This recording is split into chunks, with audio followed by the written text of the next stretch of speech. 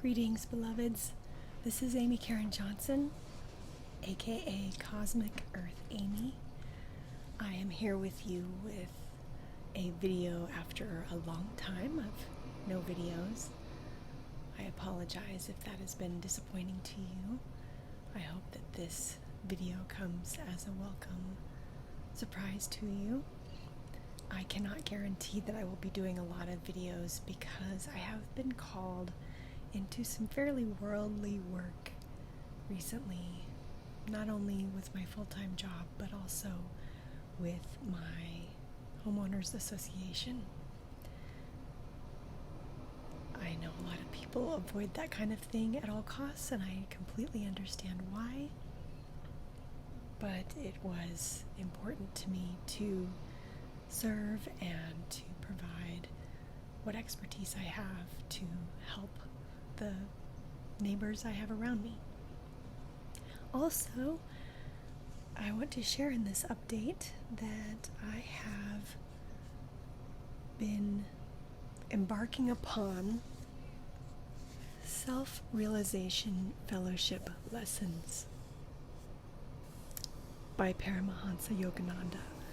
Those of you who may recall, if you've seen some of my other videos, I did a video very early this year about the autobiography of a yogi and what he and his guru had to say about astrology.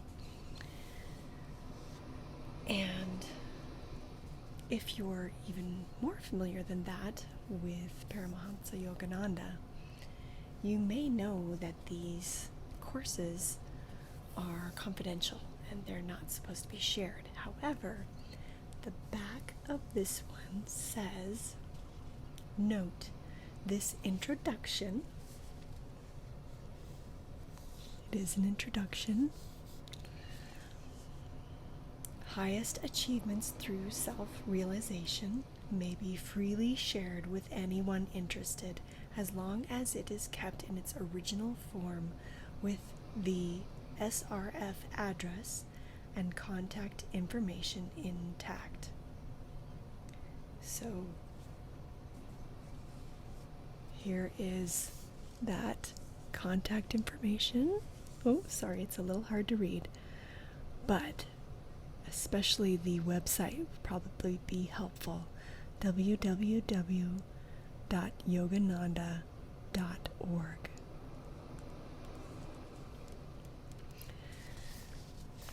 So there's just one small part that I really wanted to share with you from here. Not the whole thing, but here it is. Many people doubt that finding God is the purpose of life, but everyone can accept the idea that the purpose of life is to find happiness. I say that God is happiness. He is bliss. He is love. He is joy that will never go away from your soul. So why shouldn't you try to acquire that happiness? Of course, that is quoted directly from Paramahansa Yogananda.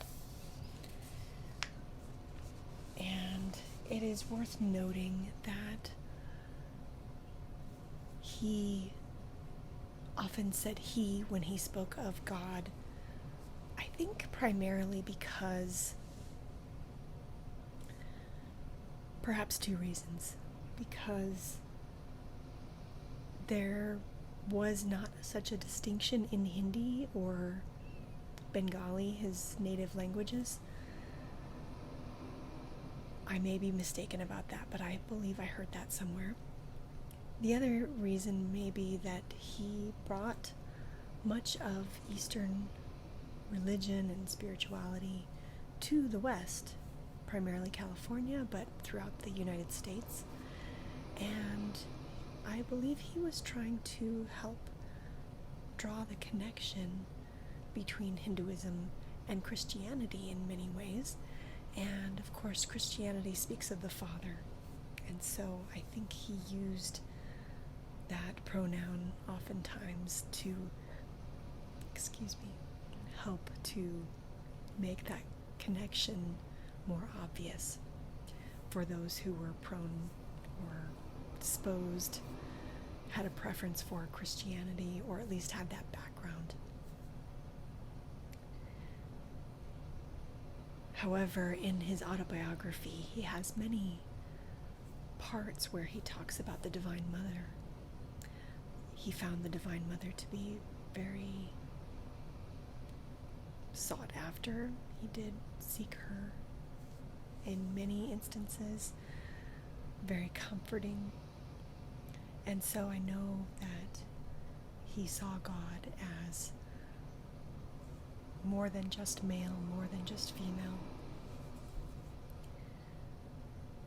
He talks about the Sanatana Dharma.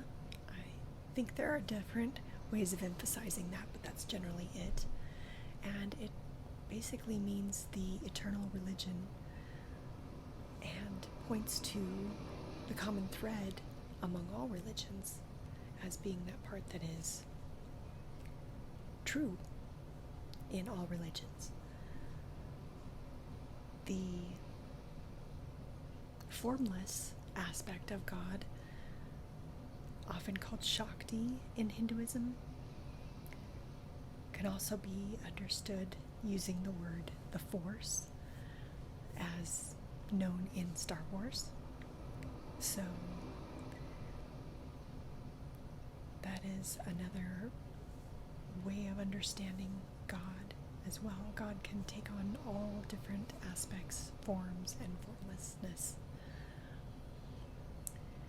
And I shared with you in another video, or maybe more than one video, within the last year, the importance of the third eye and bringing the gaze upward, as if you're looking at clouds or a mountaintop, perhaps trees. And he emphasizes that in these lessons as well, how important that is, how it can pretty much instantly give you access to a great sense of peace, a sense of joy, bliss, even ecstasy, with just a little practice. I know it can actually be quite hard to keep your eyes in that general direction, but it doesn't take much practice to be able to do it with a more sustained length. I've also found it really interesting looking at Paramahansa Yogananda's human design chart, which I will share with you. And the red triangle that you will see colored in his chart is what I call the will center. He talks a lot about using the will to do this and that. And yet a lot of us do not have that center defined. So this is just one more reason that I appreciate seeing and hearing from many different perspectives in spirituality. I appreciate Paramahansa Yogananda's perspective, but I also appreciate others, male, female. I appreciate the diversity because I see the value in pretty much all of them, which I know makes me a little bit different, but it also helps me to see the beauty in everyone's charts. For example, when I do readings, to understand where they're coming from and where they are going that would best suit them, their path. And this is why, if you appreciate God, thinking of God as the Force, you should go with that. If you appreciate thinking of God as mother, father, beloved, child even, it's whatever your preference is your path. So I would encourage you to stick with that, because you may not be wired exactly the same way as another person.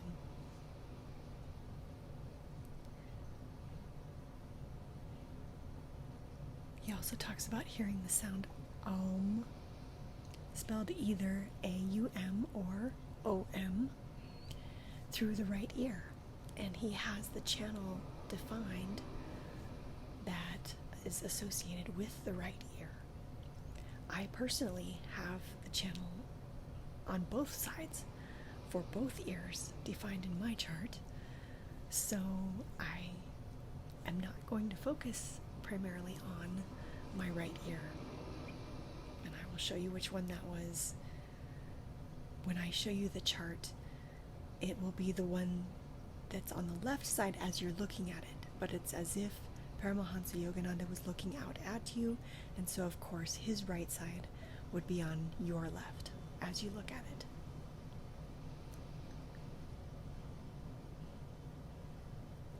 So I hope that you are doing well, whatever your path may be, wherever on that path you are. And I will do my best to make more videos soon. Thank you so much for joining me today. Namaste, beloveds.